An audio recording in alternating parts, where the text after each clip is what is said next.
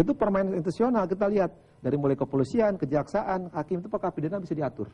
Ya, dari mulai misalkan dia bandar narkotika, tapi dia dibikin dakwaan dari mulai penyidikan dibuat dia adalah pemakai, ya, itu perkara pidana. Sehingga di tingkat mahkamah kita tidak bisa memutus maksimal, padahal dia bandar gitu kan. Kalau zaman Tangerang saya matiin, tapi kalau ketika di Jakarta nggak bisa. Itu udah umum lah. Nah ini permainan polisi nih di sini. Dari mulai polisi diatur kan, oleh para Markus itu kan. Pak Sahlan, ada pengalaman tertentu karena Anda juga akhirnya memutuskan mundur menjadi hakim karena alasan yang sama, sudah muak sama institusi peradilan? Ya. Bahkan juga ada jengkel sama atasan saya itu.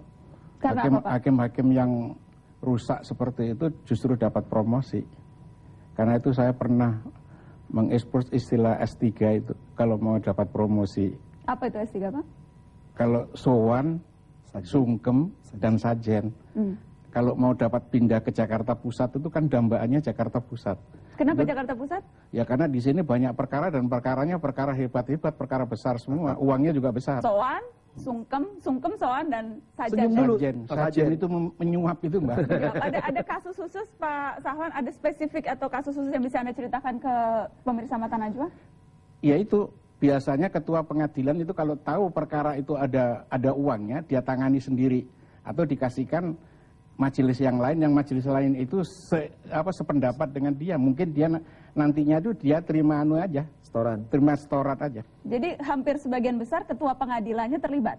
Saya punya pengalaman 13 ketua pengadilan itu 2 diantaranya yang cukup baik. Yang lainnya itu rakusnya bukan main dengan perkara. Sampai saya pernah melihat ketua pengadilan kena stroke di rumah sakit, masih pesan perkara itu nanti saya yang nangani. Sehingga di kalangan hakim ada istilah tuh, kapal keruk itu. Ketua pengadilan itu kalau perkara yang baik-baik, yang besar-besar dia tangani sendiri, itu diistilahkan kapal keruk. Kapal keruk. Karena Pak Sahlan, pengalaman Anda menjadi hakim puluhan tahun. Ya. Adakah kasus spesifik yang bisa Anda ceritakan di mana ada orang atau pihak tertentu berusaha menyuap Anda? Saya pernah menangani perkara perampokan ratusan juta. Oleh jaksa cuma dituntut 4 bulan. Itu pun minta maunya mendatangi saya supaya dihukum di bawah 4 bulan. Karena dia tahu bahwa saya itu nggak mau, hakim anggota saya cerita, Pak itu kasihan jaksanya, amplopnya sudah lusuh. Nah, akhirnya dia karena saya nggak berani menghadap ketua pengadilan, supaya ketua pengadilan menekan saya. Saya datangi ketua pengadilan.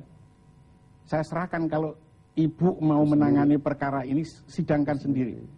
Akhirnya bagaimana Pak? Akhirnya dia nggak berani dia. Biasanya berapa banyak sih Pak Asep kalau kita bicara, karena kan orang banyak cerita nih, mafia, menyuap dan sebagainya, tapi angka nominalnya itu berapa sih?